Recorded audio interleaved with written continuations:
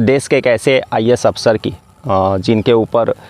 किसी और कैंडिडेट का एग्ज़ाम देने का गुनाह किए थे और बाकायदा वह सिद्ध भी हुआ है और कोर्ट ने उसको 3 साल की सज़ा और 50,000 का जुर्माना लगाया है।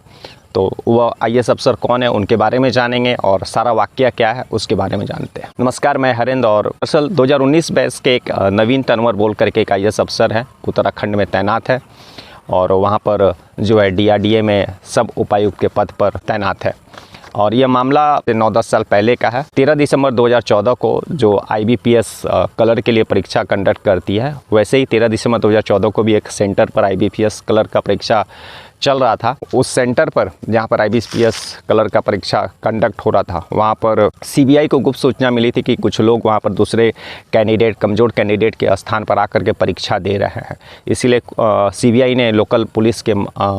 सहायता से उस सेंटर पर जो है रेड किया और लगभग 6-7 लोग वहाँ पर इस तरह पकड़ाए थे, जिसमें से एक नवीन तनवर भी थे और उन लोगों को सबको गिरफ्तार किया गया था और पर्याप्त सबूत भी उन लोगों को मिला था, क्योंकि बहुत सारे लोग वहाँ पर बैठकर एग्ज़ाम भी दे रहे थे और कुछ लोग उस क्वेश्चन सॉल्व करने के लिए भी उपलब्ध कराए हुए थे। तो सारा मामला सीबीआई के पास था और लगभग पर्याप्त सबूत भी था, मिल गया था सीबीआई को। इसीलिए सीबीआई ने जो है विशेष अदालत में इस केस को चलाया था। हालांकि उसी समय से जितने भी गुनाहगार 6-7 लोग जो पकड़ाए थे, जिसमें से एक नवीन तनवर भी थे, वे लोग सब जमानत पर बाहर थे, लेकिन केस जो है चलते रहा और पर्याप्त सबूत था। इसलिए नवीन तनवर को लगभग 9-10 साल के बाद यह सीबीआई कोर्ट ने उनको गुनाहगार माना है, दोषी माना है और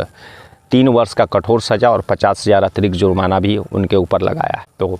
यह नवीन तनवर का कहानी था लगभग। लेकिन उस समय सबसे बड़ी बात है कि उस समय नवीन तनवर जो है वो आईएएस अफसर नहीं थे, लेकिन जब जमानत पर बाहर आए तो सरकारी नौकरी की चाह में वे प्रिपरेशन अपना कंटिन्यू रखें,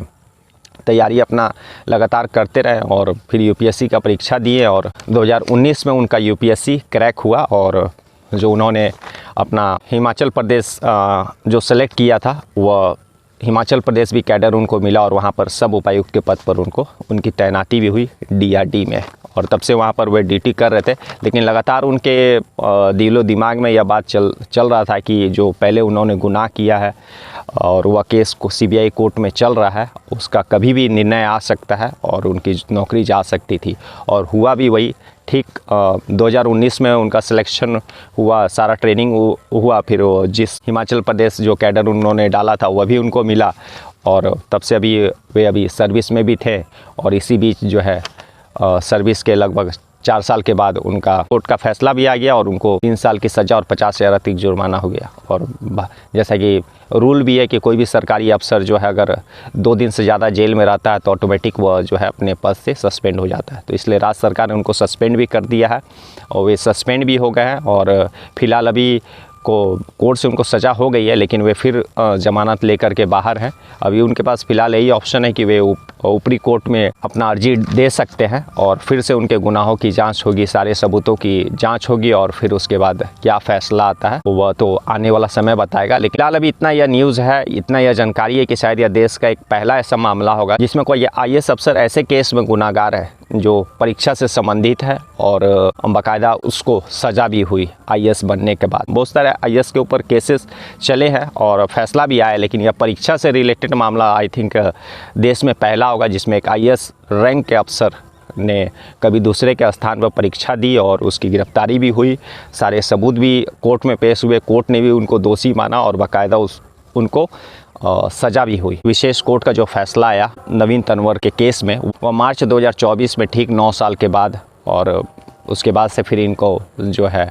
नौकरी से सस्पेंड होना पड़ा। अब देखिए आगे क्या होता है इनका। लेकिन सबसे बड़ा सवाल, सबसे बड़ा क्वेश्चन यही है कि यूपीएससी जो अपने टफेस्ट, देश का सबसे कठिन एग्ज़ाम के लिए जाना जाता है और उसको क्रैक करने के बाद ही जो लोग आते हैं, पास होने के बाद जो लोग आते हैं वो आईएएस आईपीएस के पद पर तैनात होते हैं। तो एक नवीन तनवर के जैसा कैंडिडेट जिसका बैकग्राउंड इस तरह के एग्ज़ाम में दूसरे के जगह पर एग्ज़ाम देना, जिसके ऊपर केस था और बाकायदा सबूत भी थे और कोर्ट ने उस सबूत को माना और वह सारे एग्ज़ाम जो इनके ऊपर लगे हुए थे वे सिद्ध भी हुए और कोर्ट ने इनको सज़ा भी दिया। तो इस तरह का कैंडिडेट भी यूपीएससी क्रैक करके आईएएस आईपीएस के पद पर किसी देश के किसी भी स्टेट में जिला में तैनात रहना एक बहुत ही सोचने वाला बात है। इस तरह के भी कैंडिडेट